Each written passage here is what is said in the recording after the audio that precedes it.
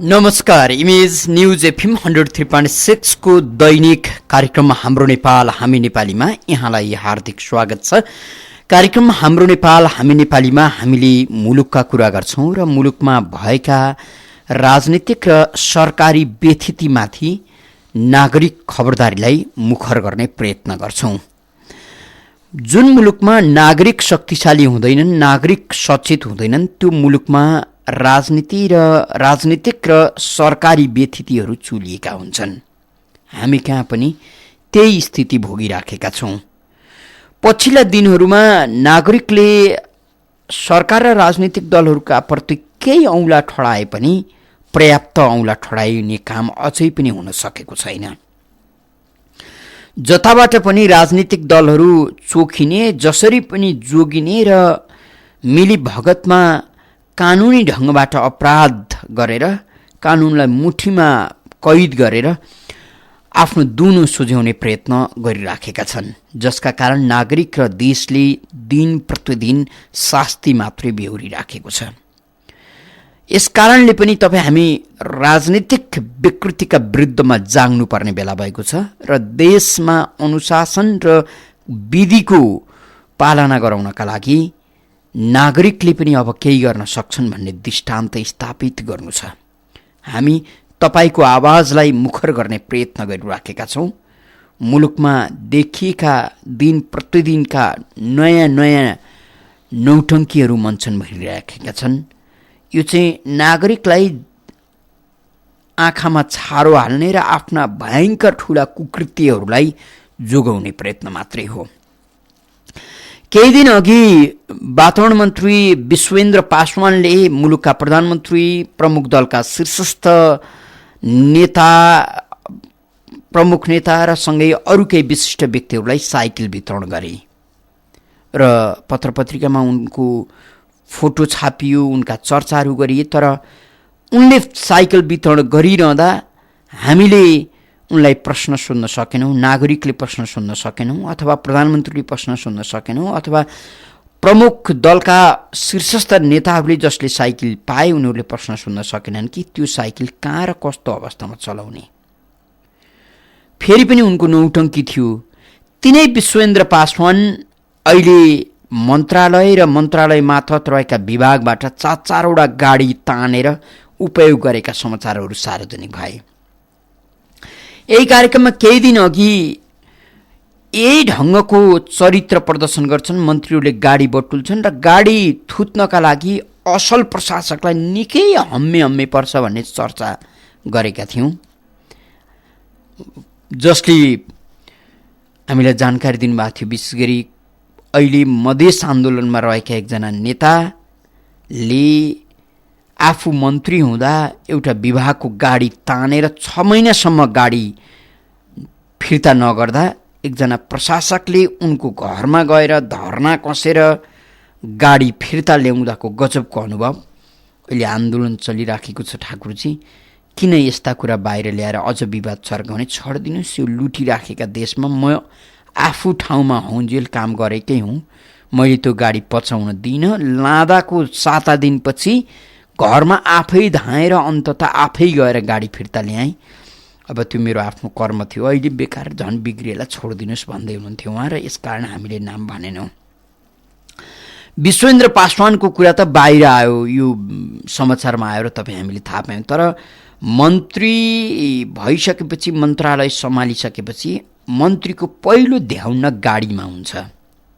ऊ अन्तर्गत रहेका विभाग कस्ता छन् र कति आर्थिक रूपले समृद्धशाली विभागहरू छन्, आयोगहरू छन्, त्यहाँबाट गाडी तान्ने प्रयत्न हुन्छ र ती गाडी आफ्ना भाइ भतिजा श्रीमतीले चढ्ने गर्छन्। कतिपयले पचाउँछन्, पहिला पचाए नै, कतिपयले लामो समय प्रयोग गरेर गाडी थोत्रो बनाएर फिर्ता गरिदिन्छन्। गाडी चढ्ने मात्रै होइन, गाडीलाई चाहिने आवश्यक इन्धन र चालक, गाडीको मर्मत सम्भार सबै पैसा राज्यले खर्च गरिदिनुपर्छ। एउटा मन्त्रीले 4-4वटा गाडी प्रयोग गर्छ भने त्यसको सम्पूर्ण आर्थिक भार देशले बिहोर्छ।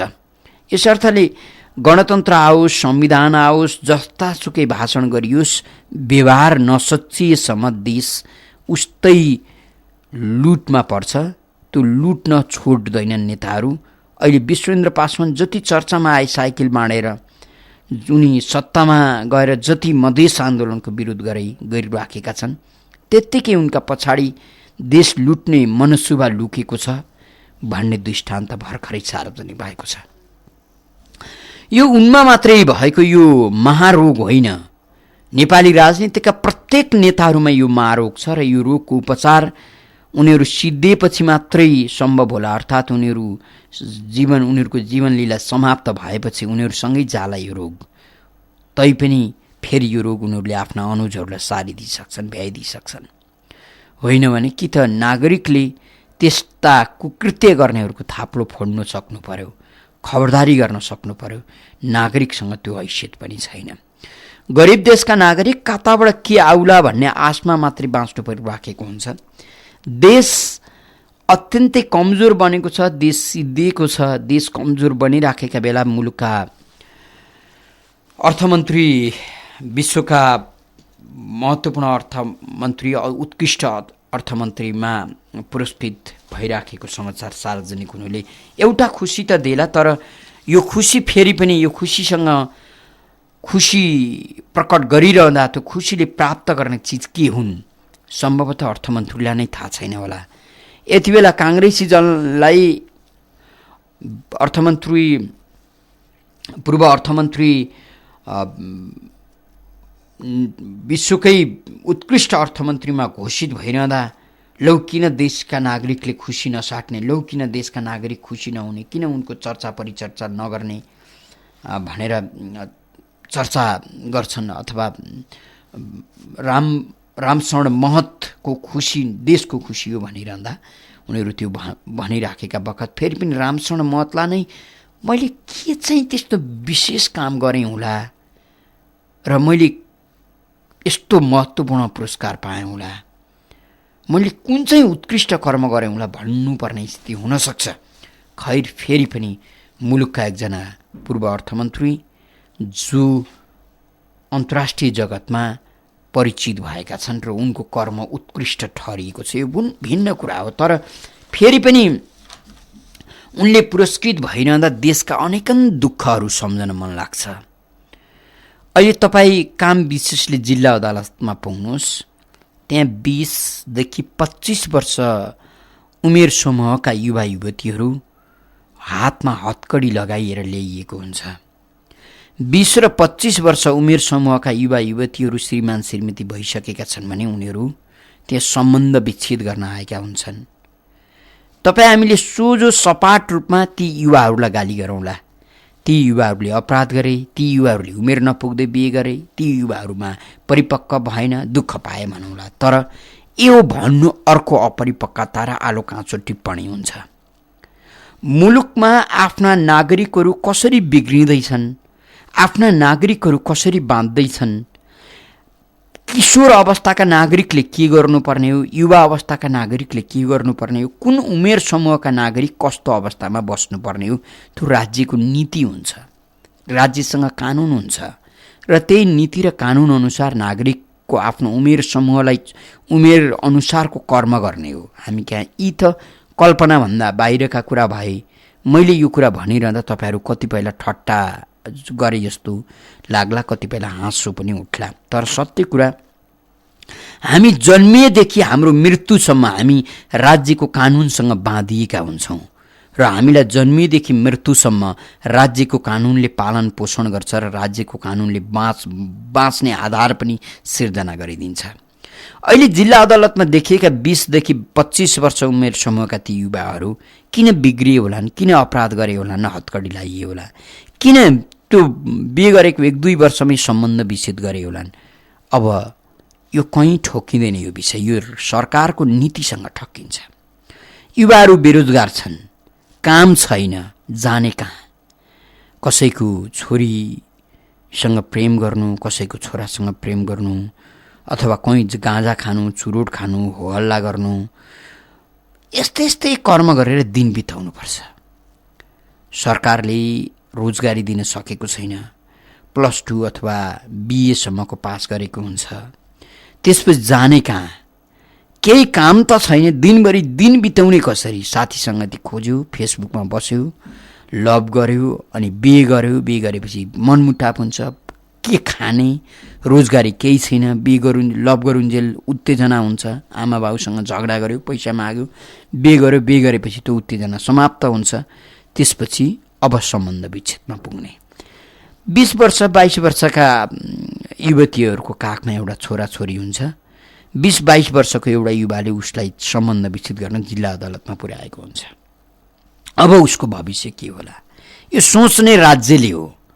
20 वर्षको युवा हत्कडी लाएर जिल्ला अदालतमा मुद्दा खेप्न आइराखेको हुन्छ। अब ऊ आफ्नो मुद्दाको सुनाइमा समय व्यतीत गरेको हुन्छ। तपाईँ हामी झट्ट हेर्दा कस्तो युवा होला, कस्तो अपराध गरे होला भन्छौँ, तर फेरि पनि यो भनिराखेका छैनौँ कि कस्तो देश होला यो, यस्ता युवाहरूलाई अपराधीकरणमा लगाइराखेको छ, यस्ता युवाहरू यसरी बिग्रिराखेका छन्, सिंहदरबारमा मस्त निधाएका छन् प्रधानमन्त्री। कस्तो देशमा जन्मिएछौँ हामी यो भन्दैनौँ। हामीले विधिको कुरा कहिल्यै पनि गरेनौँ, हामीले विधानको कुरा कहिल्यै गरेनौँ, कानुनको कुरा गरेनौँ, रोजगारीको कुरा गरेनौँ, विकासको कुरा गरेनौँ। कुरा गऱ्यौँ आफ्नो, कुरा गऱ्यौँ मन्त्रीको, कुरा गऱ्यौँ नेताको, कुरा गऱ्यौँ दल र झन्डाको र बिग्रिएको। हामीले देशको कुरा गरौँ र कानुनको कुरा गरौँ। हेर्नुहोस्, प्रत्येक युवाले आफ्नो क्षमताले भ्याएसम्मको अध्ययन पुरा गरिसकेपछि उसको क्षमताले जति भ्याउँछ त्यसको रोजगारी पाउनै पर्छ, अनि युवा बिग्रिँदैन। र रोजगारीमा गएपछि ऊ काङ्ग्रेसको, एमालेको, माओवादीको, मधेसवादीको, अर्कोवादीको झन्डा समाउने होइन, उसले काम गर्नै पर्छ। त्यो सरकारी काम होस् अथवा निजी काम होस्, उसको ड्युटी आवर, उसको कर्म थलोमा पुगेपछि उसले आफ्नो जागिरको समयावधि कामै गरेर बिताउनुपर्छ र त्यो जागिरको थलोमा अरू 1 मिनट पनि बस्नु हुँदैन, अर्को काममा जानुपर्छ। अनि ऊ व्यस्त हुन्छ, अनि ऊ बिग्रिँदैन, अनि उसले अनावश्यक रूपमा लभ गर्दै हिँडेर अरूका छोरीहरू बिगार्न पाउँदैन, अनि उसले चोर्न भ्याउँदैन, चुरोट खान भ्याउँदैन, रक्सी खान भ्याउँदैन र बिग्रँदैन। यो छैन हामी कहाँ। यी कुराहरू त कल्पनाभन्दा धेरै बाहिरका कुराहरू हुन्। यसकारण देशसँग न त नीति भयो, न त चिन्तन भयो, न त दूरगामी योजनाहरू भए, हावाका भरमा तपाईँ हामी बाँचिराखेका छौँ। देश जति कमजोर बनिराखेको छ, तपाईँ हाम्रो जिन्दगीको जग पनि उत्तिकै कमजोर बनिराखेको छ। पूर्व राजाहरूलाई, पूर्व शासकहरूलाई गाली गरेर नथाक्ने नेताहरू आफूले के गरेको छु भनेर कहिले पनि हेरेनन्। अहिलेका उपप्रधानमन्त्री सीपी मैनाली यति बेला महेन्द्रलाई सम्झाउँदै हुनुहुँदो रहेछ र महेन्द्रका बारे बडो बखान गाउनुहुन्छ। जेसुकै भन्नुहोस् ठाकुरजी, महेन्द्र जति राष्ट्रवादी यो मुलुकमा अर्को नेता जन्मिएन। मैले पृथ्वीनारायण शाहपछि महेन्द्रलाई राखेको छु। महेन्द्र थिएर यो देश जोगिएको। 2007 सालमा संविधान जारी भएको भए उहिले हामी सिक्किमीकरण भइसक्थ्यौँ। धन्न महेन्द्रले जोगाइदिए, महेन्द्रले जोगाएको देशमा आज हामी बसिराखेका छौँ। र अहिलेको दोस्रो संविधान सभाबाट पनि संविधान जारी भयो। यो संविधानले पनि यो मुलुकलाई नजोगाउने स्थितिमा त्यो दबाव थेगेका छौँ हामीले। तर दुर्भाग्य त्यही दबाव थेगिराखेको नेपाली राजनीतिलाई नाकाबन्दी गरिएको छ। यसकारण यो देश त पृथ्वीनारायण र महेन्द्रले जोगाएको देश हो भन्दै हुनुहुन्थ्यो। कुनै समय आफूलाई उग्र वामपन्थीका रूपमा परिचय दिएर मान्छे मार्नुपर्छ क्रान्तिका लागि भन्दै झापा आन्दोलन चर्काउने सीपी मैनाली कालान्तरमा गएर त सुध्रिनु हो। उहाँको चिन्तन अब देशका लागि भयो। देश भन्ने चाहिँ उग्रतामा कहिले पनि देश जोगिँदैन। हेर्नुहोस्, देश विचारले भन्छ, देश सिद्धान्तले भन्छ, देश आचरणले भन्छ, देश विवेकले भन्छ। देश माटो र ढुङ्गाले मात्रै कहिले पनि बन्दैन। यसकारण उग्रताले देश कहिले पनि बन्दैन। सीपी मैनालीसँग झापा आन्दोलन चर्काइरहँदा उग्रता थियो। सीपी मैनाली अहिले 46 पछि यहाँसम्म आइपुग्दा अब विचार छ र उनले महेन्द्रलाई सम्झे। गणतन्त्रमा पूर्व राजाहरूलाई सम्झनै हुन्न भन्नु जस्तो कमजोर तर्क अर्को केही पनि होइन। हामीले राष्ट्रिय एकता दिवस मनाउन छोडेका छौँ र राष्ट्रिय एकता दिवस मनाउनु हुँदैन भन्ने जमात पनि अझै कतै उफ्रिराखेको छ। यो देश 2200-2400 टुक्रामा विभाजित थियो र ती टुक्राहरूलाई जोडेर एउटा देश बनाए। गोर्खाका राजाले र उनले राजधानी अथवा काठमाडौँलाई राजधानी बनाए, काठमाडौँ खाल्डोमा आएर शासन गरे। सत्य हो नि त। यस अर्थले देश एकीकरण भएको हो। एकीकरण गर्ने मान्छेलाई राष्ट्र निर्माता भनिन्छ, एकीकरण गर्ने व्यक्तिलाई एकीकरणकर्ता भनिन्छ। यसकारण पृथ्वीनारायण शाहलाई राष्ट्रनायक, एकीकरणकर्ता भन्न तपाईँ हामीलाई के को गाह्रो?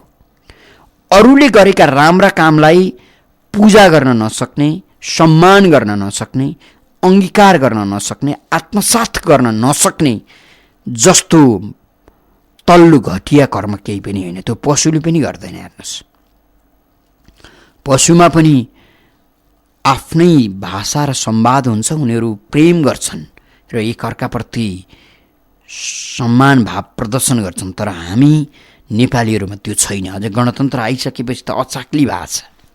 यो अचाक्ली कहिलेसम्म हामी बिहोर्छौँ र थेक्छौँ, यो कुरा सोच्ने बेला भएको छ। 40065323 र 40065324 तपाईँले फोन गर्न सक्नुहुन्छ। कार्यक्रम हाम्रो नेपाल हामी नेपालीमा हुनुहुन्छ तपाईँ। हाम्रो स्टुडियोको टेलिफोन नम्बर 40065323 र 40065324 तपाईँलाई हामी आमन्त्रण गर्छौँ। कार्यक्रम विभिन्न तह र तबकाका मान्छेहरूले सुन्नुहुन्छ।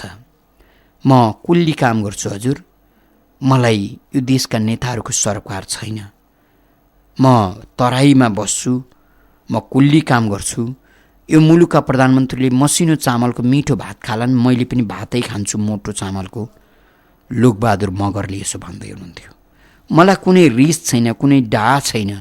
म आफ्नो काम गरेको छु। मलाई थाहा छ यो मुलुकका प्रधानमन्त्रीले सुन पकाएर पक्कै खानुहुन्न, भातै खानुहुन्छ।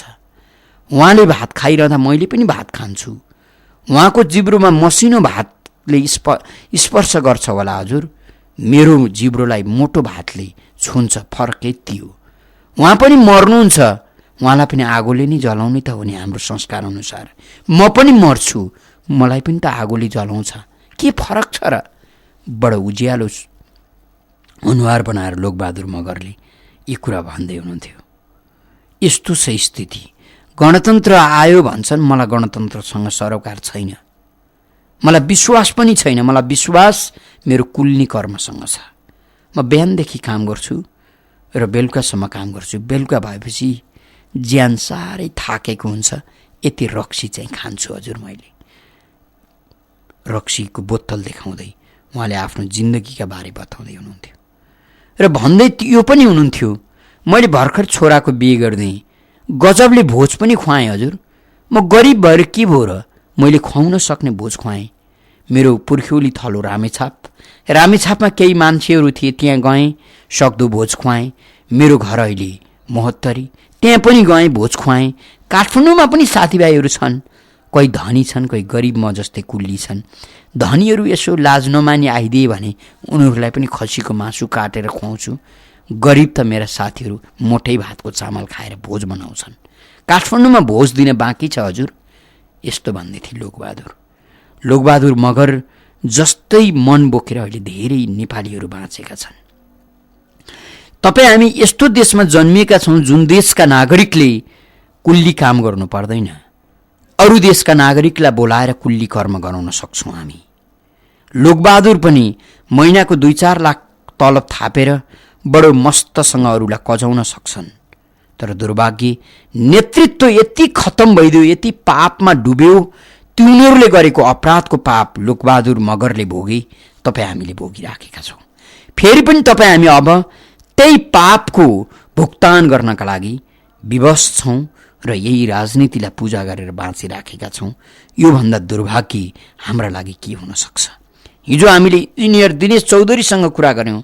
दिनेश चौधरी भन्दै हुनुहुन्थ्यो, ठाकुरजी संसारमै नभएको यो देश यति राम्रो लाग्छ मलाई, यति राम्रो लाग्छ, यति राम्रो लाग्छ, कुरै नगर्नुहोस्।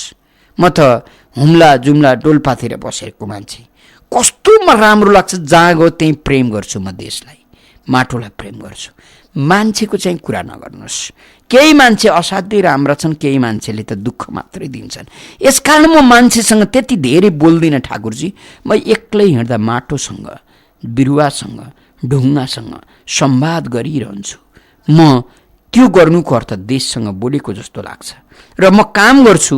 जुन मान्छेले मेरो कामको सम्मान गर्छन् उनीहरूलाई म ढोक्छु। जसले मेरो आलोचना गर्छन् उनीहरूलाई म केही भन्दिनँ। उनीहरूसँग पनि म रिसाउँदिनँ, तर उनीहरूसँग म बोल्न सक्दिनँ। बोल्न थालेँ भने मेरो समय बिग्रिन्छ। यो मुलुकमा सामान्य त्यस्ता मान्छेलाई हामीले बौला सम्झिन्छौँ। त्यस्ता मान्छेलाई हामीले अपमान गर्छौँ। जसरी मैले अहिले दुईजना लोकबहादुर मगर र दिनेश चौधरीको दृष्टान्त दिएँ। यी दुईटा भिन्न चरित्र र भिन्न हैसियतका मान्छे हुन्। लोकबहादुर कुल्ली हुन्, दिनेश चौधरी इन्जिनियर। पढाइको तह धेरै अन्तर छ, तर विचारको तह र देशलाई थाम्ने शैली बिल्कुलै एउटै छ। यति हो, लोकबहादुरले भारी बोकेर ढल खनेर माटो खनेर जीवनयापन गर्छन् र देशलाई सुमसुमाउँछन्। उता इन्जिनियर दिनेश चौधरीले देश विकास गर्नका लागि छुट्टै योजना बनाउँछन् र रातो दिन खट्छन् र माटोको स्मरण गर्छन्, स्पर्श गर्छन्। कोही श्रोता मित्र टेलिफोन सम्पर्कमा हुनुहुन्छ, उहाँलाई स्वागत गरौँ। को बोल्दै हुनुहुन्छ? ठाकुरजी नमस्कार। म राजेन्द्र केशरी पाण्डे नगरकोटबाट। हेलो। हजुर हजुर, सुनिएको छ। होइन, आवाज आएर म भन्दैछु, लोकबहादुर र हाम्रो के अरे चौधरी इन्जिनियर साथ एउटै कुरा हो। किनभने मन नेपाली। हेर्नु, त्यो देश सर्वभूमि इन्डियाका कता कता महात्माहरू यहाँ सफल भएको छन्। सानो इक्जाम्पल दिन्छु, शिवपुरी बाबा जो कि 137 वर्ष बाँच्नुभयो। राधाकिशन जब मन्दिरको के अरे कोरोनेसनमा आउनुभएको थियो, एयरपोर्टबाट सिधै गएको शिवपुरी र उहाँलाई भेट्या। हेर्नु, यी कसरी सफल भए भने यो देश सर्वभूमि हो। यहाँ चाहिँ कस्तो भने यति चण्डाल नेताहरू निस्के, तिन देश चर्च पारे, यिनीहरू युवालाई लखेटे। किनभने युवा चाहिँ देशमा राख्नु हुन्न, यो राख्यो भने देश बन्छ। त्यसले श्रम गर्छ, ट्याक्स तिर्छ, देश उन्नति हुन्छ। नेपालमा त के हो भने राजनीति भएको छ, तर कुराजनीति गरिबमाथि राजनीति गरे यिनीहरूले। वेस्टर्न वर्ल्डमा पश्चिम देशमा धनीमाथि राजनीति हुन्छ, देश सम्पन्न बनाउँछ, नागरिक सम्पन्न हुन्छ, अनि राष्ट्रपति खुसी हुन्छ। त्यहाँ हात्ती छाप चप्पल राजनीति जाँदैनन्, किनभने जानै सक्दैन, जाने फुर्सद पनि हुँदैन। यदि नेपाल सम्पन्न भइरहेको भने यिनीहरूको पार्टी नै चल्दैन, यो पसल बन्द हुन्छ। ठाकुरजी, समस्या यहाँ छ। जहिले पनि म भन्छु कि नेता होइनन्, यी तारका चप्पल लाएर हिँड्ने मान्छे आज कसरी भए। नेपालमा के हो भने सबै कानुन यस्तो बनायो कि यिनीहरूलाई छुनै नमिल्ने। मैले धेरैचोटि भनेको छु तपाईँको हाम्रो यो इमेजमा, एउटा हाम्रो संविधान लेख्नै पर्ने भयो। यिनीहरूलाई कानुन लाग्दैन, मैले लेखिदिएँ भने त ढुक्कै भइहाल्यो नि। किनभने संविधान अनुसार ऊ चलिरहेको छ, त्यो पनि नगर्ने। ढाकामा इमान्दारी छ, शरीर बेच्ने खेतीमा असाध्यै इमान्दारी छ, तर यिनीहरूमा त्योभन्दा तल्लो चर्चा। यिनीहरूलाई नेता बन्नु बडा दुःख हो। टाउकोमा सुरु गरिरहेको छ, पिछा फेरिरहेको छ, झन्डा बोकेको छ, ढुङ्गा हानेको छ, हाम्रो नेता महान भनेको छ। त्यो बाबा कहाँबाट महान? ऊ त जग्गै थियो, ती ग्यासहरू हुन्। जस्तो हाम्रो पन्तजीले भन्नुहुन्छ डलर आइसी खेल, यो सही कुरा हो। मैले यसमा धेरै चिन्तन मनन गरेँ। यो दुईवटा खेल भइरहेछ। नेपाली कुरालाई टाटै बनाइसके। अहिले हेर्नुहोस्, उहाँ आइसी किन्न पाइँदैन, आइसी 180 मा बिक्री भइरहेछ। त्यो किन गरिरहेछ भने देशलाई हराउने दुईवटा उपाय हुन्छ, कि बन्दुकबाट हराइदिने, कि इकोनोमी अर्थ खत्तम पारिदिने। अब यिनीहरूले बन्दुक चलाउनु गाह्रो छ, किन हामी युएनको मेम्बर हौँ। छाडे आएर हान्नु भएन, मिलाएर हानिदिन्थ्यो। यिनीहरूले किन सम्झौता गरेको छ, 50 किलोमिटरसम्म इन्डियन आर्मी नेपाल पस्न सक्ने, जुन कि त्यो के अरे सन्धि नै गलत छ। ब्रिटिस इन्डिया भएको बेलामा भएको इन्डियन भारतीय सरकारसँग गरे हो नि नेपालले।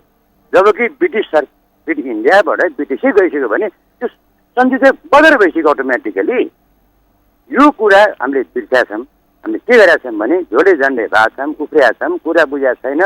चिया पसलाको गफ गर्यो हरेक मान्छे नेता, अनि यो देश कहाँबाट हुने? यिनीहरूलाई चाहिँ जेलमा हाल्नु पर्ने मान्छे सबै पार्टी नेता। यिनीहरू के पनि स्तरै छैन, यिनीहरूको ट्याक्समा पार्नु पर्यो यिनीहरूलाई, पार निकल्ने। किनभने सबै मान्छे उसका छन्, सचिव उसका, दुनियाँ उसका, यहाँ उसका, त्यहाँ उसका, पुलिस उसका, आर्मी मात्र उसका हुन बाँकी छ। त्यसलाई पनि ट्राई गरेर चाहिँ फेल खायो। ठाकुरजी नमस्कार। हजुर, राजेन्द्र केशरी पाण्डे हुनुहुन्थ्यो हामीसँग कुरा गर्दै। हामी अहिले अधिकार र जात क्षेत्रका कुरा गरिरहँदा मधेसमा मधेस देश निर्माणका लागि सीके राउतले मधेस देश के लिए जनमत संग्रह भनेर जनमत संग्रह गर्दै हिँड्न थालेका छन्। यो सानो देश निकै ठुलो सङ्घर्षबाट पुर्खाहरूले जोगाइदिए। हामीलाई यही भारी भयो र हामीलाई अहिले बाहुन, नेवार, छेत्री, मधेस, पहाड, हिमालका नाममा लड्न मन लाग्यो। सम्झिनुहोस्, मधेसलाई छुट्टै देश बनाइसकेपछि हामीले के जितौँला? हाम्रो सान कहाँ रहला? तर फेरि पनि राजधानीमा बसेर अधिकारका कुरा गर्न हामीलाई खुबै आउँछ। छिमेकी मुलुक चीनमा तपाईँ हामीले भोगेको अधिकार केही पनि छैन, स्वतन्त्रता पनि छैन। केही दिनमा अघि एकजना वकिललाई सिङ्गो देशले खेद्यो, उनले त्यहाँको विरोध गरे र खेद्यो। अहिले पनि चीनमा तपाईँ हामीले जस्तो सामाजिक सञ्जाल ढुक्कसँग चलाउन सक्दैनौँ, पाउँदैनौँ। उनीहरूको आफ्नै संयन्त्र छ। तर त्यही चीनका नागरिकहरू हामी यस्ता भोका नाङ्गा हुनु परेको छैन, अथवा कम्तीमा देशले विश्व हल्लाइदिँदैछ। विश्व अर्थतन्त्रमा चीनको पहुँच डरलाग्दो गरी अगाडि बढेको छ। तर त्यहाँ अधिकार र स्वतन्त्रताको कुराभन्दा पनि कर्मको कुरा बढी छ। हामी कहाँ प्रत्येक नेपालीलाई राज्य चाहिएको छ, प्रत्येकलाई अधिकार र स्वतन्त्रता चाहिएको छ। कर्म चाहिँ चाहिएको छैन हामीलाई, र देश पनि चाहिएको छैन। अहिले मधेस देश बनाउन हिँडेका सीके राउतहरू जन्मिरहँदा हामीले अनेक तरहको व्याख्या गरेर राज्यको विभेदका कारण सीके राउत जन्मे भनिराखेका छौँ। राज्यले विभेद गर्यो भन्दैमा, राज्यमा विभेद गर्ने एकाध व्यक्ति गए भन्दैमा देश टुक्राउँछौँ भनेर अभियान चलाउनेहरूलाई समर्थन गर्नेहरू तपाईँ हामी छौँ। अनि अधिकारको कुरा गर्छौँ। देशै नरहे अधिकार कहाँ रहन्छ भन्ने कहिले पनि हामीले सोचेनौँ। फेरि पनि टेलिफोन सम्पर्कमा अर्का कोही श्रोता हुनुहुन्छ, उहाँलाई स्वागत गरौँ। को बोल्दै हुनुहुन्छ? हजुर नमस्कार, म कृष्ण पन्त। हजुर भन्नुहोस्। यो जुन किसिमले अहिले अर्थमन्त्रीजीको यहाँले भन्नु, यो उहाँले गरेको चाहिँ भूकम्प आयो हुनाले त्यो भूकम्प पीडितको लागि जुन किसिमले एसियन ब्याङ्क, वर्ल्ड ब्याङ्कहरू र जाति राष्ट्रलाई राखेर मिटिङ गरेर एउटा प्रतिबद्ध गराउनु हो, त्यसको विषयमा मात्र हो मेरो हिसाबले। विप्रेसन आएन भनेदेखि उहाँले देशलाई कहाँ पुर्याउनु भएको छ भन्ने कुरा त्यतिपल्ट जोड्दै हुन्छ। अनि अर्को कुरा, अहिले 12-15 अरब चाहिँ तपाईँको चाहिँ बोर्डर साइडमा चाहिँ त्यो नेपाली पैसा चाहिँ आइसी किन्नको लागि, किनभने त्यो 2 नम्बर गर्नेहरूको पैसाहरू जम्मा भएका अरे भनेर पेपर पनि आएको थियो भन्दै थियो मलाई।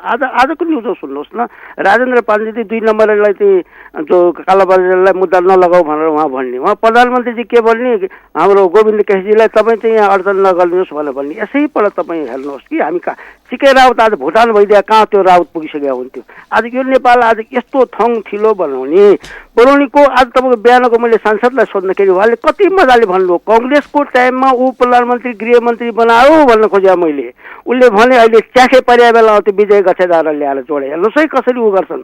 यो देशलाई तपाईँले भत्ताभुङ्ग गराउने राजा जुन दुश्मन थियो भारतको या चाहिँ पश्चिमाको सनातन धर्म कसरी ध्वस्त गराएर चाहिँ यो खेल खेलाउनलाई प्रचण्डलाई तपाईँले बाबुरामलाई काखमा राखेर गरे होइन नि। हिजो प्रचण्डले के बोले बर्दिवासमा, यो देशलाई के सिरिया बनाउने, यो देशलाई के चाहिँ पूर्व पाकिस्तान बनाउने, त्यो बिउ रोप्ने त उहाँले हो नि। जात जातलाई म उ गर्छु भनेर त्यहाँ आज हिजो त मैले असैलाई मारे एउटा त्यो गोहितले, मैले हो भन्यो। किन उसले अब सिके राउतको सन्तान पर्यो, अब पश्चिमाको पैसामा जानु पर्यो, देश त भाँड भैलोमा जाओस् न भने यी कुकृत्य गर्नेहरूलाई तपाईँको यिनीहरूलाई दण्ड नदिकन, यो ग्याङ नफोलिकन मेरो देश बढ्दैन। यहाँ तपाईँको राष्ट्र संस्था चाहियो अनि सनातन धर्म पनि चाहियो। जय होस्। हजुर, कृष्ण पन्त हुनुहुन्थ्यो हामीसँग कुरा गर्दै। फेरि पनि टेलिफोन सम्पर्कमा अर्का कोही श्रोता हुनुहुन्छ, उहाँलाई स्वागत गरौँ। को बोल्दै हुनुहुन्छ? नमस्कार, मानवान खड्का हजुर। भन्नुहोस्। पृष्ठभूमिमा हजुरले भन्नुभयो, हाम्रा सिपीजीले अब महेन्द्रलाई सम्झिनु भयो, तर कुनै न कुनैमा सद्बुद्धि आएछ, त्यस्तै अरू सबैमा सद्बुद्धि आओस् म कामना गर्दछु। अब मधेसवादी दलको र सिके राउतको कुरा त बारम्बार हामीले गरिराखेकै हो। सिके राउतले पहिलेदेखि भनेको मधेसको समस्या र मधेसको रोग क्यान्सर हो सिके राउत। म आफ्नो विचारमा त्यसरी व्यक्त गर्न चाहेँ। र समस्या हामीले कहाँ गल्ती गऱ्यौँ, सिके राउत एउटा पात्र हो तर गल्ती गर्ने धेरै छन्। 60 लाख नागरिकता बाँडेको छ भनेर दिल्लीले भनिसकेको छ गृहमन्त्रीले, र त्यो 60 लाख नागरिकता बाँड्नमा 500 रुपियाँदेखि लिएर 2 करोडसम्मको यहाँ खेल भएको छ र जुन व्यक्ति नेपालमा आजसम्म टेकेको छैन, नेपाल कस्तो छ भनेर नेपालको राजधानीमासम्म टेकेको छैन, त्यस्ता मान्छेले बम्बई र दिल्लीमा बसेर नागरिकता लिएका छन्। समस्या हो यहाँ। अब 40 लाख अझै बाँड्न बाँकी नै छ, त्यो त अब भविष्यको कुरा। जस्तै सिपी मैनालीजीले भन्नुभयो समस्या पुरो आएर त्यहाँ जोडेन आउँछ के। अब विश्वेन्द्र पासवानको कुरा थियो, विश्वेन्द्र पासवान एउटा बाहिर आएको एउटा चर्चा मात्रै हो। यो प्रत्येक मन्त्रीको काम त्यही हो र प्रत्येक मन्त्रालयको सचिवको काम त्यही हो कि कुन विभागमा सबैभन्दा उम्दा गाडी र सबैभन्दा महँगो गाडी छ भनेर त्यो तान्ने र त्यसलाई सकभर पचाउन कोसिस गर्ने। यो त सबै एउटा मात्रै होइन, सम्पूर्णको करामत त्यही नै हो। र हाल आएर अब अर्थमन्त्रीको कुरा पनि हजुरले जोड्नुभयो। महान हाम्रा अर्थमन्त्रीजी, म अब हामी सबैले महान भनौँ उहाँलाई। लाटो देशको गाँडा तन्नेरी भने जस्तै तपाईँको अब जुन देशमा भुखमरीको समस्या यस्तो हालतमा छ हामी र हाम्रो आर्थिक अवस्था यो अवस्थामा छ र हाम्रा भएका उद्योग धन्दा बेच्नेका एउटा डिजाइनर मध्ये एक हुन् रामशरण महत र उनको पछाडि थिए होला गिरिजा प्रसाद कोइराला पनि थिए र अन्यत्र पनि छन्, अरू पनि छन्। त्यसलाई मात्र रामशरण महतलाई मात्रै दोष दिएर त पुग्दैन। अब उहाँ द ग्रेट वर्ल्डको विशिष्ट उसमा चुनिनु भएको सबैभन्दा योग्य अर्थमन्त्री र आज 46 सालदेखि लिएर आजको दिनसम्म हेर्ने हो भने एउटा 3 महिनाको लागि हामीलाई भनौँ न पेट्रोल डिजलको भण्डारण गर्ने क्षमतासम्म विकास गर्न नसक्ने नालायक अर्थमन्त्री भन्छु म। हजुर, यहाँलाई हामी धन्यवाद दिन्छौँ। मानबहादुरजी हुनुहुन्थ्यो हामीसँग कुरा गर्दै। हामी कहाँ पश्चाताप, आत्मग्लानी र विगतको भुल बाहेक अब केही पनि छैन। त्यो पनि जसले विगतमा भुल गर्छ त्यसैले त्यो आत्मग्लानी गरिदियो भने मात्रै अहिलेसम्म तपाईँ हामी नागरिकले मात्रै गरिराखेका छौँ। पुष्पकमल दाहालको अनुहार सम्झियो भने रिङ्गाटा लाग्छ। उनले विगतमा के गरे, कति बदमासी गरे, कति नौटङ्की गरे यो देशका विरुद्धमा भन्ने कुरा गरिसाध्य छैन। जुन नौटङ्की गिरिजाप्रसाद कोइरालाले गरेका थिए त्यसलाई माथ खुवाउने गरी पुष्पकमल दाहाल चटकीका रूपमा प्रस्तुत भए। सयौँ हामीले त्यसपछिको नेतृत्व त्यस्तै चटके भयो। भुल्नु हुँदैन, इतिहास धेरै पर जानु पर्दैन, 2-3 महिना अगाडिको मात्रै कुरा सम्झि पुग्छ। मधेसी मोर्चाको नेतृत्व कसले गरेको थियो? पुष्पकमल दाहालको नेतृत्वमा मोर्चा थियो। पुष्पकमल दाहालले मधेसमा आन्दोलन चर्काउनका लागि मधेसी दलहरूलाई उकासे। कहाँबाट कताबाट कसको फोन आयो, के कुरा आयो, कसो भयो, उनी 16 बुँदे सहमतिमा अनुबन्धित भए र मधेस आन्दोलनलाई छोडिदिए। अहिले आएर मधेस आन्दोलनलाई उनले भन्दैछन् दलालहरूबाट मधेसी जनताको मुक्ति सम्भव छैन।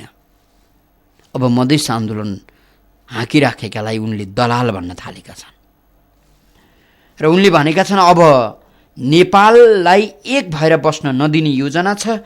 पूर्वी पाकिस्तान र सिरिया बनाउने योजनामा लागिराखेका छन्। यो पनि देखेका छन् उनले।